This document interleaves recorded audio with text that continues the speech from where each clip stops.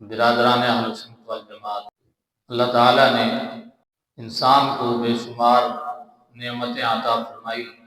ان نعمتوں کے استعمال کا طریقہ بھی اللہ نے انسان کو سکھایا۔ اللہ خالق ہے تمام نعمتوں کا، اور اللہ خالق ہے تمام انسانوں کا، اور انسان کے لیے ہی اللہ نے یہ ساری نعمتیں پیدا فرمائی۔ یہ سورج، یہ چاند، یہ ستارے، بادل، بارش، پوری کائنات اللہ نے انسان کے لیے پیدا کی، اور خود فرمایا هو الذی سخر لکم ما فی السماوات و ما فی الارض، جو کچھ آسمان میں ہے، جو کچھ اللہ نے تمہارے لیے مسخر کر دیا۔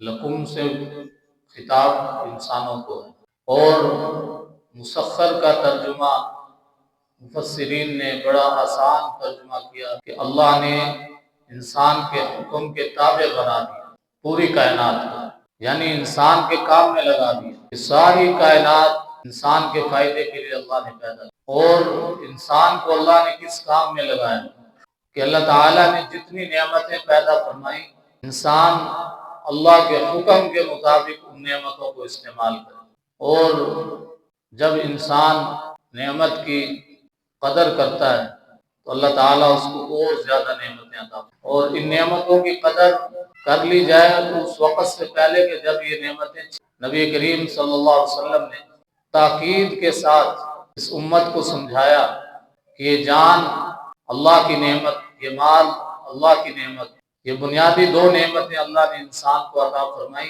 ساری نعمتیں ان دو نعمتیں، یہ انسان جان کو اللہ کے حکم کے مطابق خرچ کرے، مال کو اللہ کے حکم کے مطابق خرچ کرے۔ خود اللہ نے ارشاد فرمایا ان اللہ اشتری من المؤمنین انفسهم واموالهم بان لهم الجنہ، اللہ نے تمہاری جان کو، تمہارے مال کو خرید کر لیا، کس چیز کے بدلے؟ کہ اللہ تعالیٰ تمہیں جنت عطا فرمائے۔ حالانکہ چیز اس سے خریدی جاتی ہے جو مالک، یہ جان، یہ مال، اس کا حقیقی مالک اللہ ہے، لیکن اللہ نے کچھ وقت کے لیے یہ نعمتیں دنیا میں عطا فرمائیں، 40 سال، 50 سال، 60 سال، اور پھر اللہ نے خود نعمتیں عطا فرما کر ارشاد فرمایا کہ میں نے یہ نعمتیں تم سے خرید لی جنت کے بدلے میں۔ خریدنے کا مطلب اللہ نے پورے قرآن میں بتلایا کہ اس جان کو، اس مال کو اللہ کے حکم کے مطابق خرچ کر، اور نبی کریم صلی اللہ علیہ وسلم نے تاکید کے ساتھ فرمایا کہ ڈرنا چاہیے اللہ تعالیٰ سے جب یہ نعمتیں چھن جائیں۔ فرمایا اغتنم خمسا قبل خمس، 5 چیزوں کو 5 چیزوں سے پہلے غنیمت سے۔ بڑی عجیب حدیث ہے، اور جو اس حدیث کو سمجھ لے پھر اس کو معلوم ہوگا کہ یہ 5 نعمتیں اس کی انسان نے قدر کی ہے یا نہیں۔ فرمایا اغتنم خمسا قبل خمس، 5 نعمتوں کو 5 نعمتوں سے پہلے، 5 چیزوں سے پہلے غنیمت سمجھ۔ پہلی چیز وصحتک قبل مرضک، صحت کو بیماری سے پہلے غنیمت سمجھ۔ آج انسان، ہمارے معاشرے کا بہت سے ایسے لوگ یہ کہتے ہیں کہ ہمارے پاس تو نعمتیں نہیں، ہم نے تو کبھی نعمتوں کا منہ نہیں دیکھا، وہ تو اور لوگ ہیں جن کے پاس نعمتیں، ہمارے پاس تو کوئی نعمت ہی نہیں۔ جب کوئی یہ کہے تو اس کو ذرا یاد کرا دیجیے کہ اللہ تعالیٰ نے کتنی نعمتیں ایسی ہیں کہ انسان کو بن مانگے عطا فرمائی۔ ہم نے اللہ سے آنکھیں کب مانگی تھی؟ وہ تو جب خراب ہوتی ہیں پھر مانگتے ہیں۔ اللہ سے ہم نے دل کب مانگا تھا؟ پھیپھڑے کب مانگے تھے؟ معدہ کب مانگا تھا کہ اللہ دل دے دے، معدہ عطا فرما دے، پھیپھڑے دے دے؟ یہ نعمتیں اللہ سے ہم نے کب مانگی؟ بن مانگے اللہ نے عطا فرمائی۔ تو اس لیے اللہ کے نبی نے فرمایا کہ یہ صحت، یہ اللہ کی بڑی نعمت، لیکن اس کی قدر اس وقت ہوتی ہے جب انسان بیمار ہو جاتا ہے۔ 365 دن سال میں 5 دن بیمار پڑ جائے انسان تو پھر اس کو 360 دن جو صحت کے ہیں پھر اس کی قدر ہوتی ہے۔ اور صحت کی نعمت کی قدر کرنے کا مطلب کیا ہے؟ کہ انسان اس صحت کو عبادات کے اندر خرچ کرے، نماز میں لگائے، روزے کے اندر لگائے، بیوی بچوں کی تربیت میں لگائے، ان کو پالنے میں لگائے، حلال کمانے میں لگائے۔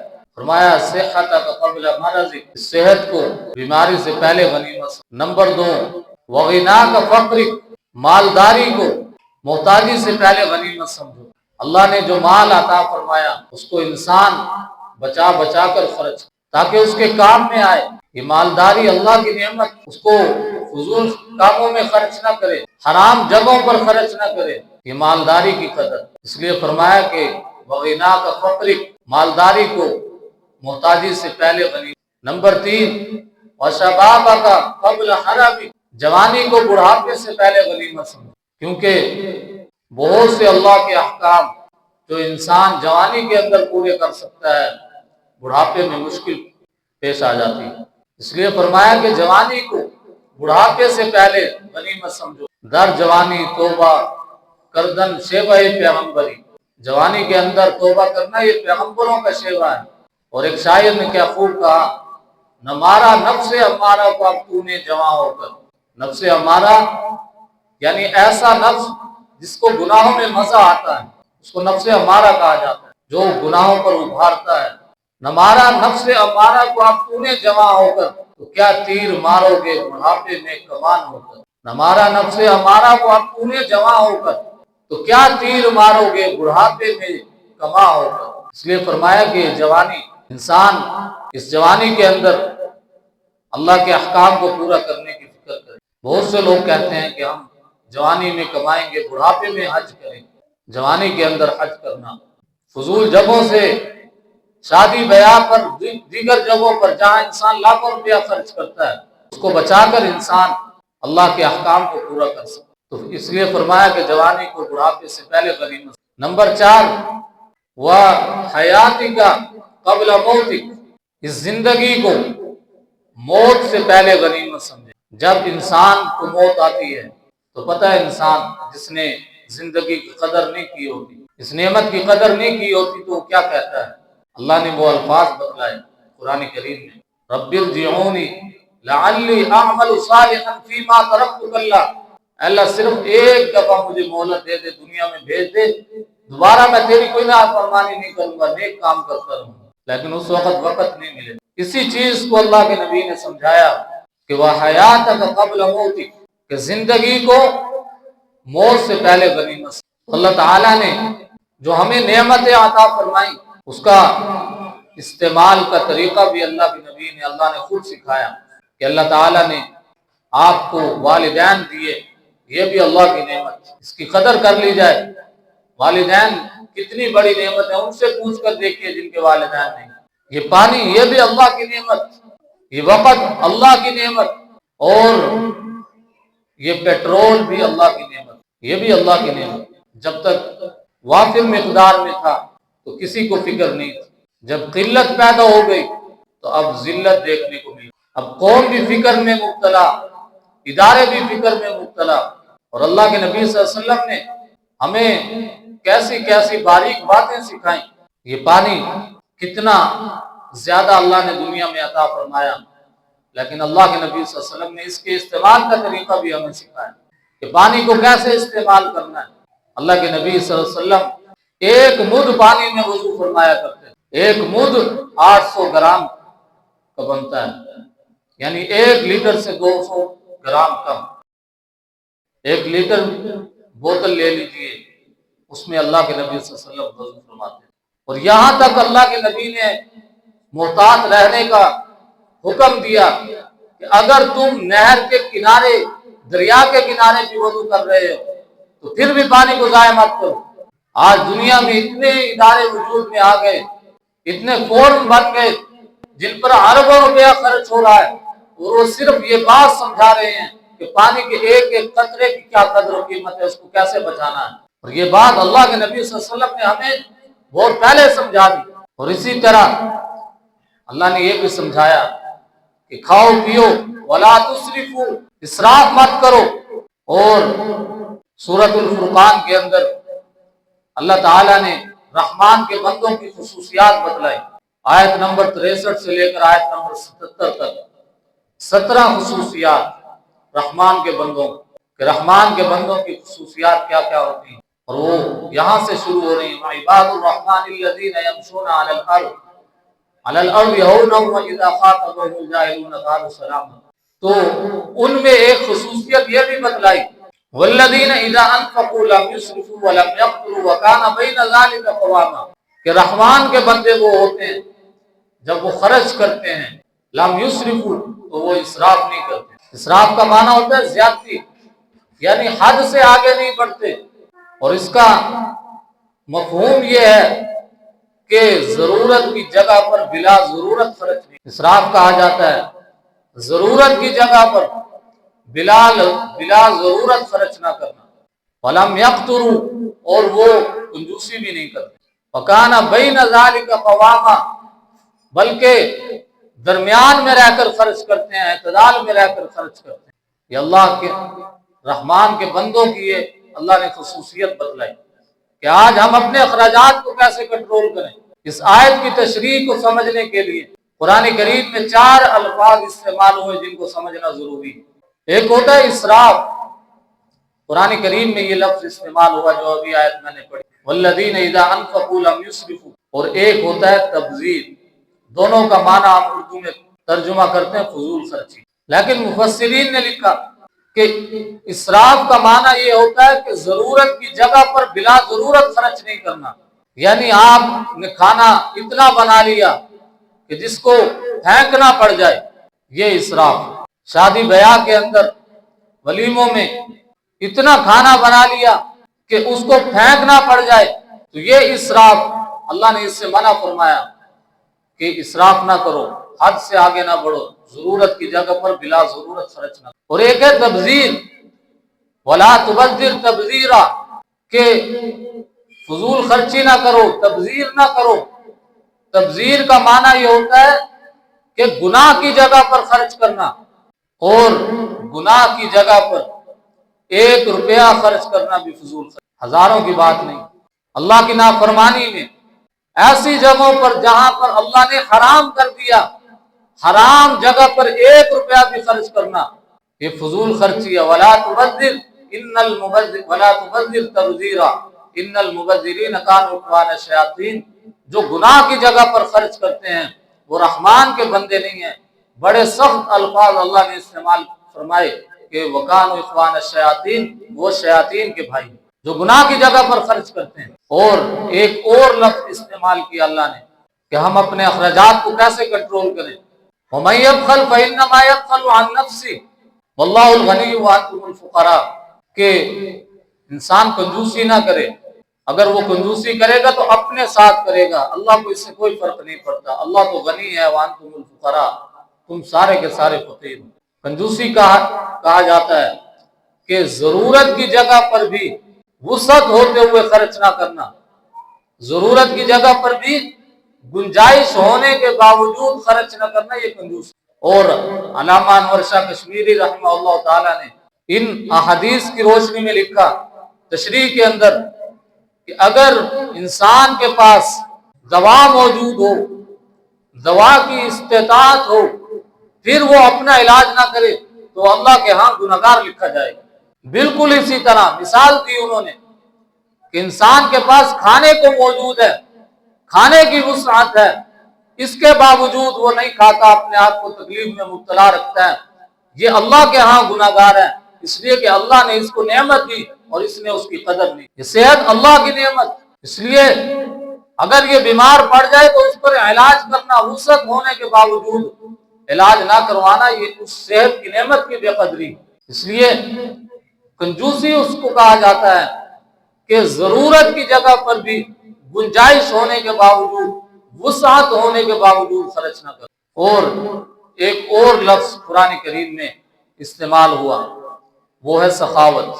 آج ہم نے سمجھنا ہے کہ اپنے اخراجات کو کنٹرول کیسے کرنا ہے، کفایت شعاری کیسے ہمارے اندر پیدا ہو۔